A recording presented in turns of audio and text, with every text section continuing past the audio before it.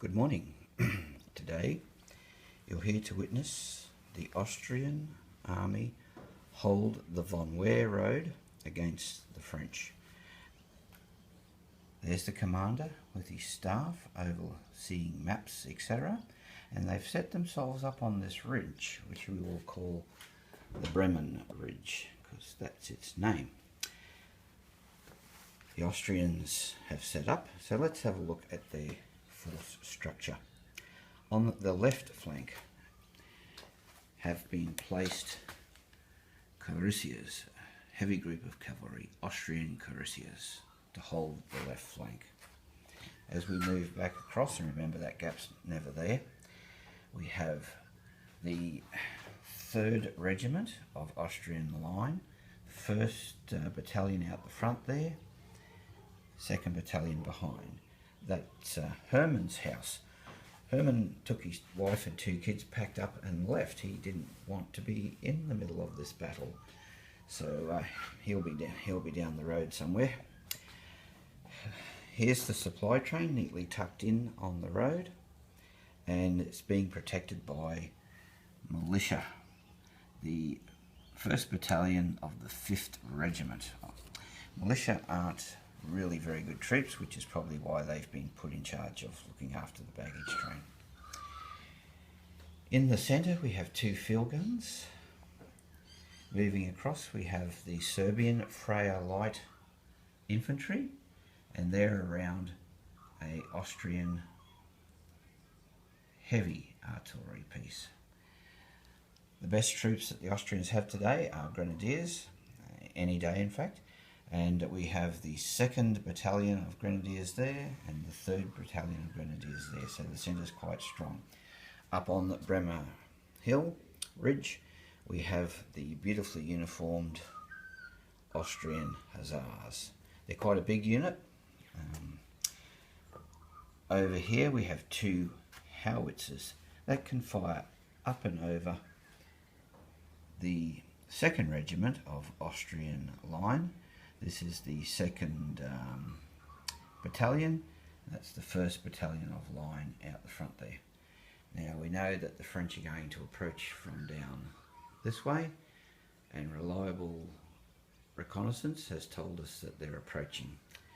So this is quite a strong position. This force today is structured at 2,700 points. I've explained in one of my earlier videos how we structure these. The French will have 2,700 points. They're attacking, so that puts them at a slight disadvantage. And with this force today, especially fairly heavy in cannon, 2 field, 1 heavy, 2 howitzers, I think this is a very strong position, and it's probably be my choice to be on this side today if I were choosing any.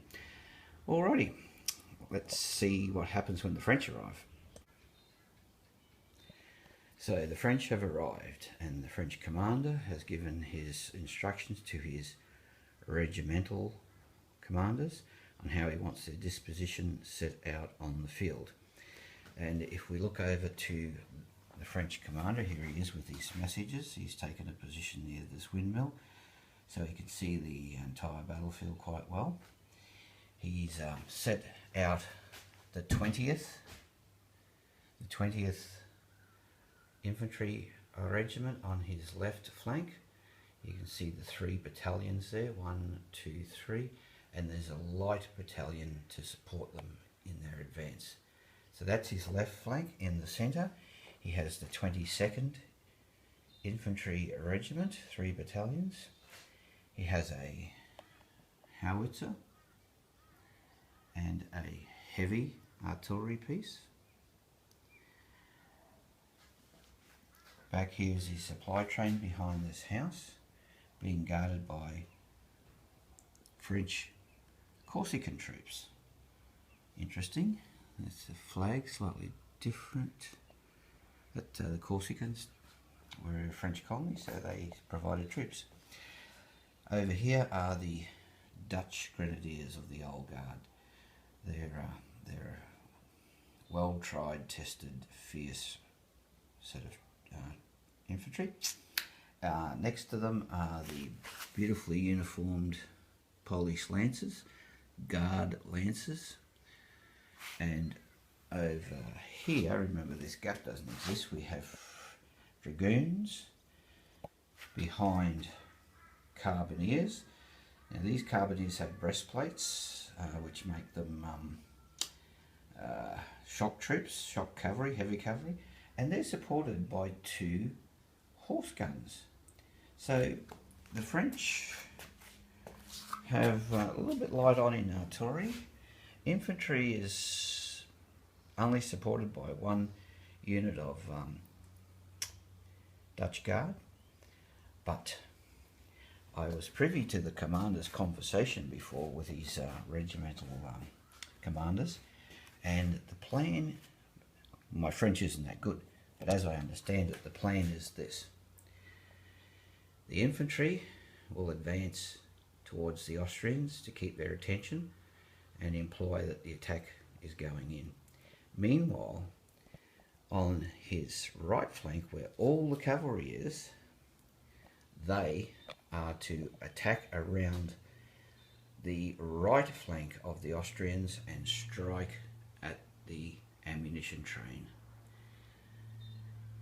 One of the reasons for the cavalry being on the right flank is that will keep them away from the artillery that the Austrians have basically all across that centre there. Now, when planning an attack, remembering that once units move out, the only way to contact them is by sending a messenger out. It's often good to have the simplest plan possible, and this basically is a very simple plan.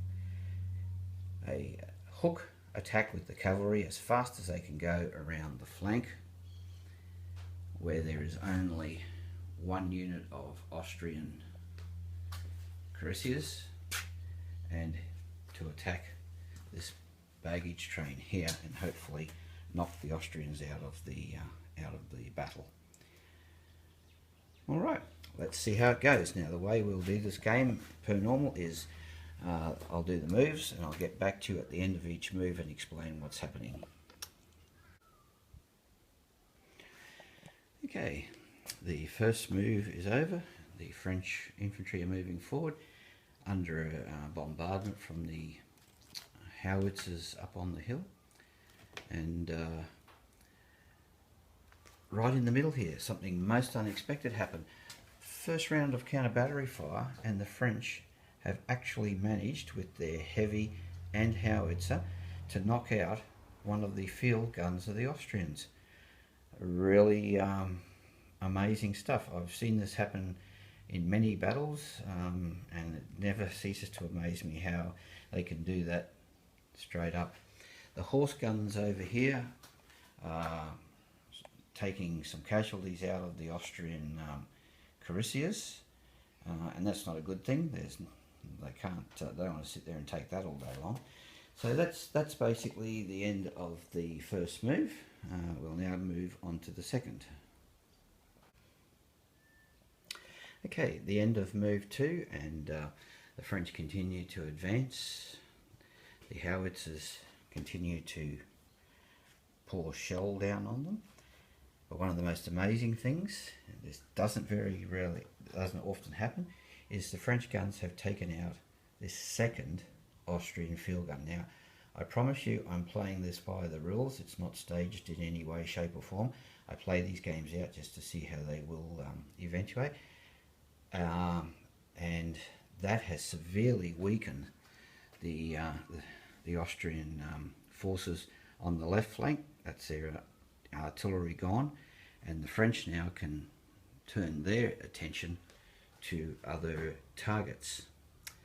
The horse gun is moving forward in front of the heavy cavalry, which is coming forward as slow as they do, and these poor Austrian cuirassiers are taking more casualties while they wait. So that's move number 2 done, and yep, it's happening quite dramatically actually. move number 3, and this line regiment of French here, this battalion rather, of the 20th Regiment is still taking casualties. These light troops had been ordered to race forward and shoot the crew of the Austrian heavy artillery piece, but the light troops of the Serbian fray were having none of that, and they've come forward. Plus, the cannon has switched to canister, which is like a shotgun effect, and has taken the centre out of these light troops. With the enemy light troops coming forward, I doubt they'll be able to achieve their goal of killing the gun crew and putting it out of action, which would have been a great tactic if it would have worked. The commander has given orders to his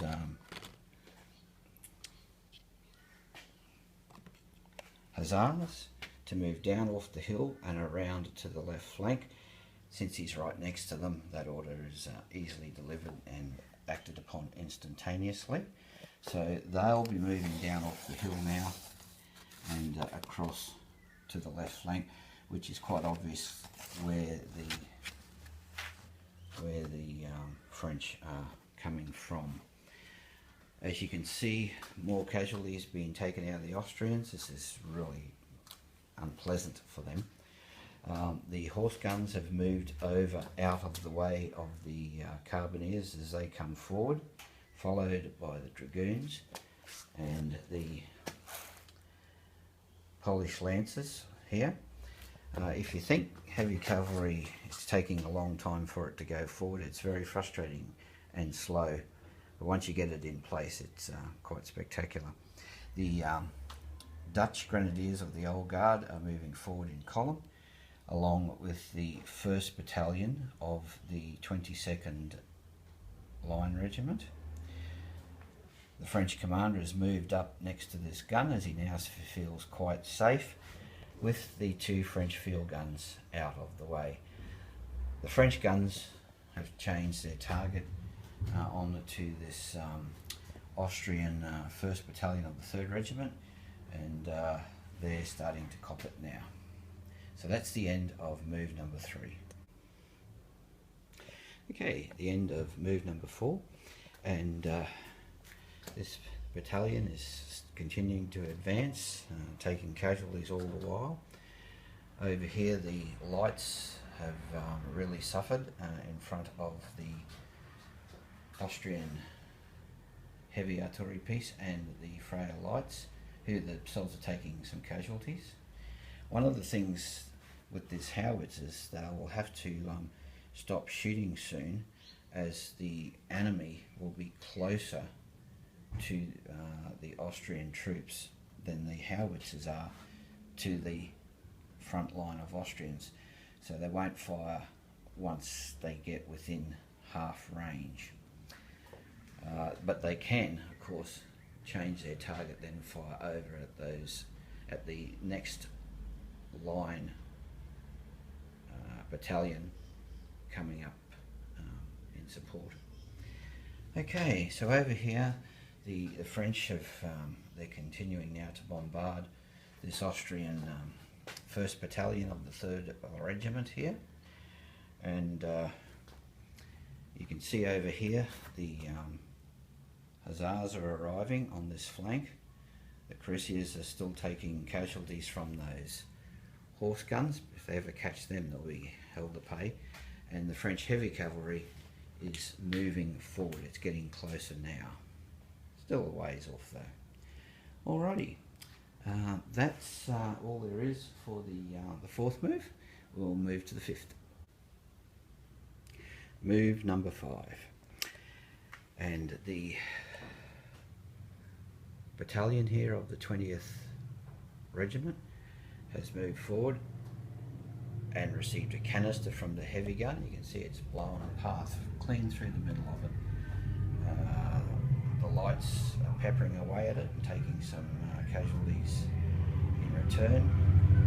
The French lights, on the other hand, have moved away from the gun to screen this line battalion, as it comes forward, it's starting to suffer badly, and they haven't even got within musket range yet of the Austrians. The 2nd Regiment of Austrian lines waiting for them. On this flank though, things are not looking so good. The French guns have changed target onto the onto this regiment here, the 2nd Battalion of the 3rd Regiment, because their troops, the Dutch Grenadiers of the Old Guard and the 1st Battalion of the 22nd Regiment, are advancing in attack column towards this Austrian line here, the 1st Battalion. So these guys now become the attention of the French guns. The militia have changed formation to face over this way, as they're hoping they won't need to stop those French cavalry, but if they do, they're all geared up to do it. The Austrian Hussars, moving very quickly in open order, have moved around the flank of the Austrian cuirassiers, and in so doing chased the horse guns away, which moved into this field for protection. They're a little bit cornered in this field now, as there's only one way in and out, but the dragoons have come over and are forming up into line, and they will face the Hussars. Meanwhile, the Carbineers have sorted themselves out, coming through this bit of a rough patch here, and they're squarely eyeing off the Austrian cuirassiers. The Polish Lancers have formed into line over on the flank here to come to the aid of any unit that doesn't do so well against the Austrians. And here's the other battalions of the 22nd Regiment moving through in support of their 1st Battalion up here. Okay, so it's all happening. That's the end of the 5th move, and it's actually going quite quickly, this game, so we'll see what happens next. Now, this isn't the end of the 6th move, it's the end of the movement phase of the 6th move, and I just wanted to show you that the Austrian cuirassiers have charged and been countercharged by the French Carbineers.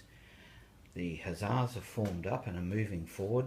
The Dragoons have come forward at the trot, and they will probably collide in the next move. The Polish Lancers have moved across to this flank.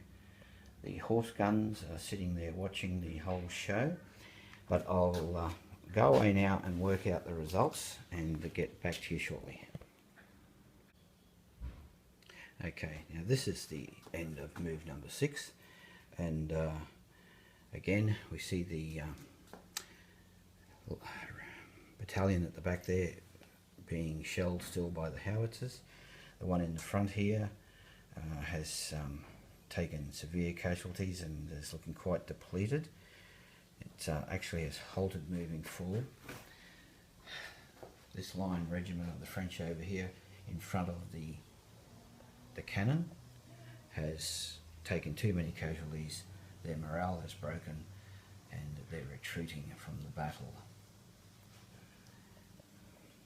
Meanwhile, the lights over here have been engaged with the Austrians, and casualties are coming out there. Those lights are very close to the end of their morale as well. Okay, over here you'll see these 2 attack columns. They've come within musket range, and the Austrians have let go of volley. The front ranks of the attack columns have let go of volley, and before anyone can reload, those columns will collide with that Austrian line. Meanwhile, over here, the French guns are still pounding this battalion. Now, I knew you wouldn't be able to wait to find out what happened over here. The Carbineers have completely annihilated the Austrian cuirassiers. Now, the cuirassiers, the Austrian cuirassiers, are every bit as good a fighter as the French Carbineers, but there was just too many of them. It almost, well, it did. It turned out to be a 2-to-1 confrontation, and it's very hard to win those. So the Austrians cuirassiers are now no more. Meanwhile, where, as I explained, those two units will be the next to collide. So it's all starting to come to a finale, and this flank over here is looking very dubious at the moment.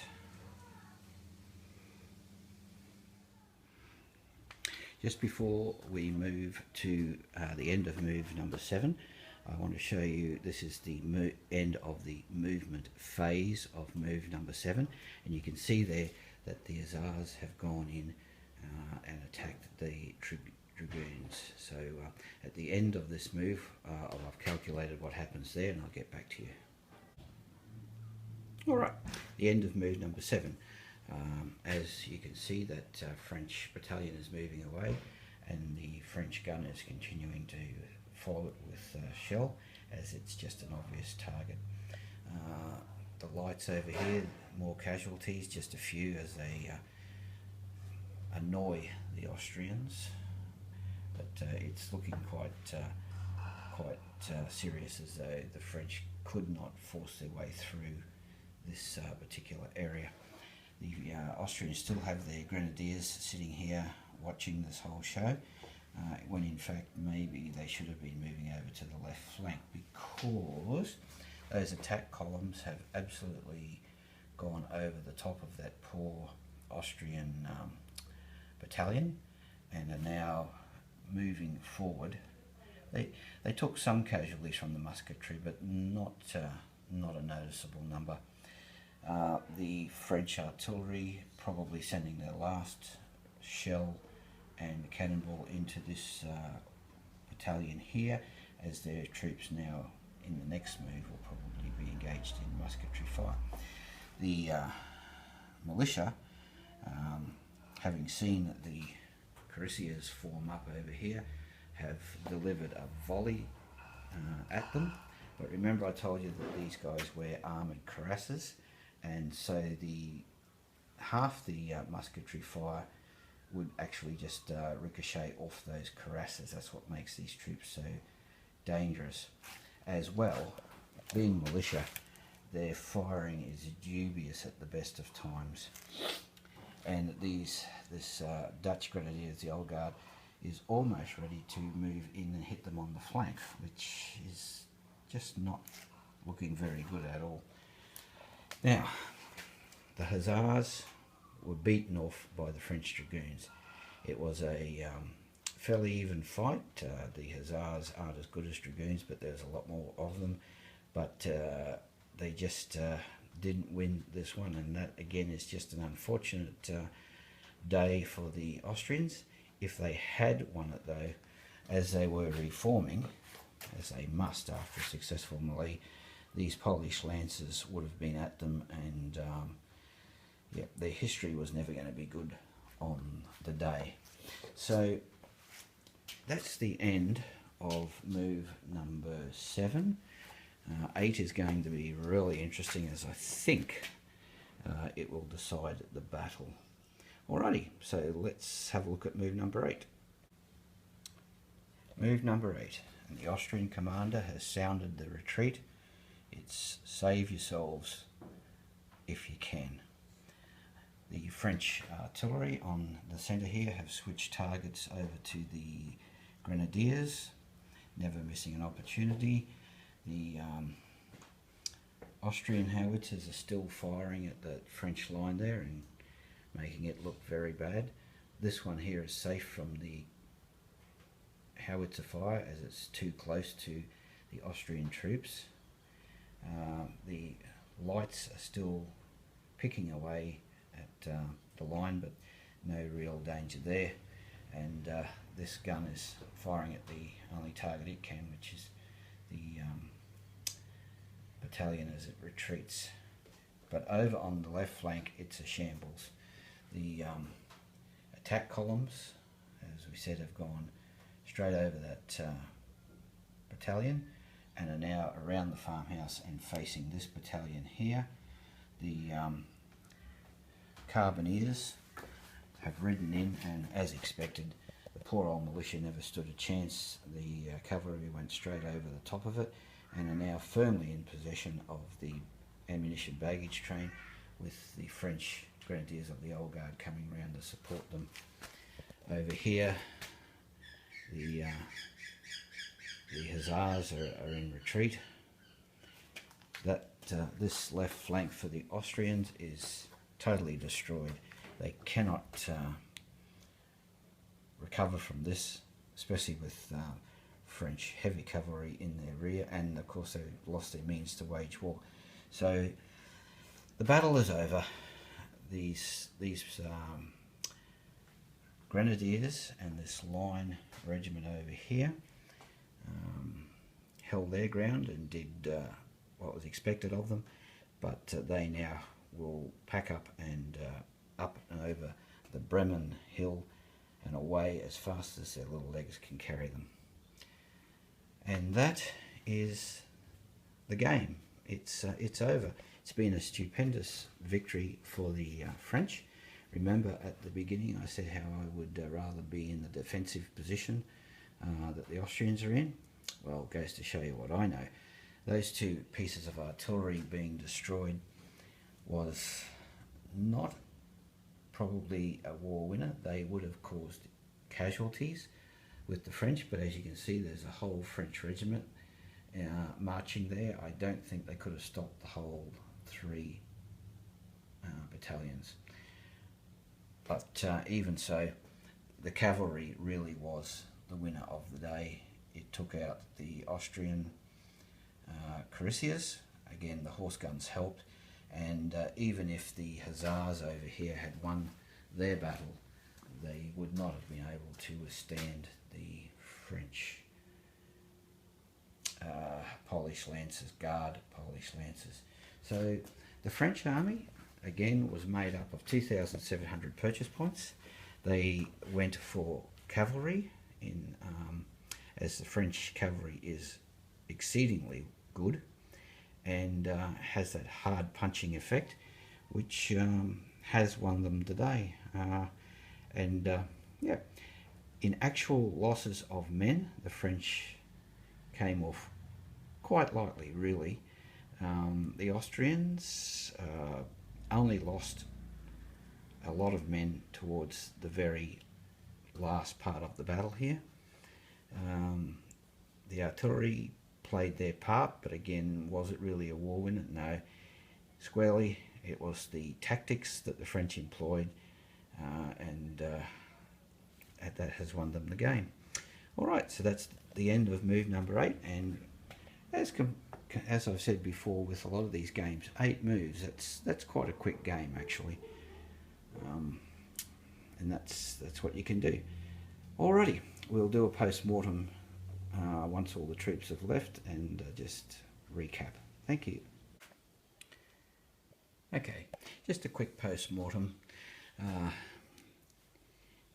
The French won this, I believe, because their tactics were simple. Remember, the cavalry were to do a swing around on the Austrian left flank and attack the baggage train, which is what they did. They beat the Austrian cuirassiers here because, one, they outnumbered them, two, the French horse guns were taking casualties all the time.